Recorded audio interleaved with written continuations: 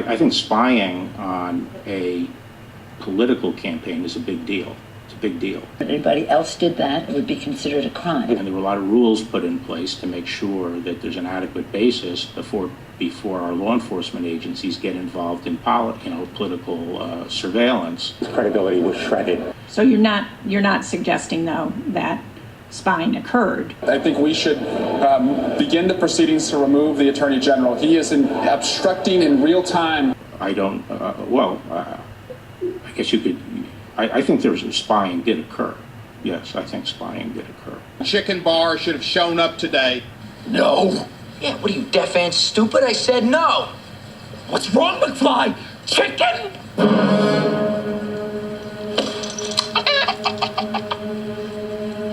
What did you call me, Griff? Chicken! McFly! And what is amazing to me is to say that he is scared of answering questions, to scared that he not. You can disagree with the Attorney General all you want, but for yesterday, he sat for over almost 6 hours in the Senate voluntarily asking questions, even on a second round that was taken up by Democrats who wanted to ask more questions. I feel I have an obligation to make sure that government power is not abused. I mean, I think that's one of the principal roles of the Attorney General. What's up, everybody? Flash here with Flashy Dark Arts. Today we're going to talk about some bullet points on before the 2016 election all the way up to where we are now and what the heck's going on, because it's confusing as hell. Bear with me. I'm going to try and make this whole thing under 4 minutes, okay? Should make the video about 5 minutes if I do it right. And ready, go. Before the 2016 election, Hillary Clinton is still dealing with the Benghazi fallout, right? Because they think that she screwed up. Through this, it's discovered that she has like 40,000 plus emails that she's been sending for a private server, which is a big no-no when you have top secret clearance. So Hillary Clinton was off to a really bad start before the election. So then the DNC, the Democratic Party, starts looking for a nominee for their Democratic Party, okay? Now, Hillary Clinton at the beginning of this puts in X amount of dollars into the DNC to ensure that she gets the nomination, okay? She winds up winning over Bernie Sanders, and there was a lot of controversy behind it because it sounds like she swayed the election, okay?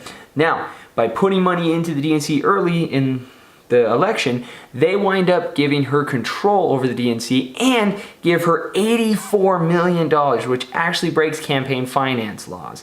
None of this she's been held accountable for, though. So, the Clinton campaign uses money from the DNC to hire Fusion GPS. Nellie Orr works for Fusion GPS.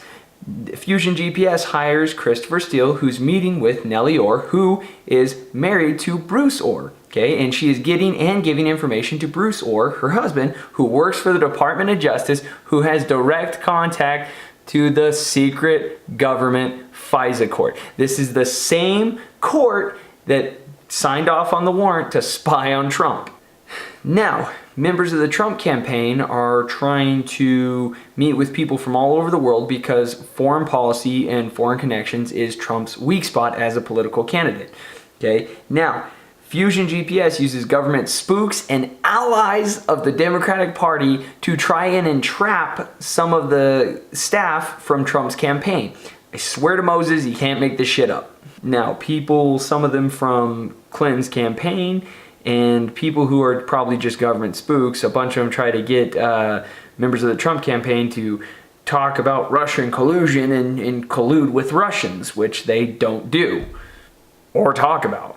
So the illegally paid for and falsified information, the Steele dossier, from a rival campaign is used to break the Fourth Amendment and steal information from the Trump campaign through unlawful search and seizure. Now, I only say it that way because most likely no other court but the FISA court would approve of a weaponized warrant to go after a political rival. Okay, it probably doesn't meet the standard for credibility. So with a freshly obtained warrant in hand from the FISA court, the FBI and DOJ go after the Trump campaign and start trying to get him for Russian collusion, because we know he colluded with the Russians, right? Now, throughout the investigation, they show that they love Clinton and they hate Trump multiple times through their actions and through text messages, okay? Now, NSA Director Mike Rogers calls them out on their bullshit, right? He goes to Trump Towers, he informs Trump that they're all spying on him. Okay, Trump informs the world that he's being spied on. And everybody laughs at him and calls him a conspiracy theorist. Until it all turns out to be true. So, after all this top secret spying shit, the House doesn't find collusion, the Senate doesn't find collusion, and Mueller doesn't find collusion. Hell, Mueller doesn't even find obstruction after 2.5 years. He's kind of useless. So, after falsified information, attempted entrapment, and what should be considered illegal spying, Mueller does a few winks and nods at Congress to try and get them to impeach Trump for obstruction that he couldn't find. Keep in mind, the entire investigation shouldn't have happened. It's a joke. So, Attorney General Barr recognizes all of this and shuts this shit down and says he's going to investigate whoever the hell was behind all of this because it's clearly bullshit. So, guess who's now in the crosshairs of the Democrats? That's right, Attorney General Barr, who they loved 2 months prior. You got to be asking yourself, how did the Democratic Party become so deceitful, so wicked, and so radicalized? And why the hell do people still vote for him? So join me next week as I explain how communists in America re-educated both the Republicans and the Democrats. But mostly just the Democrats. This is Flash with Flashy Dark Arts, reminding you that America hasn't fallen yet. But we are teetering on the cliff. And if we're not careful, we're going to take a tumble.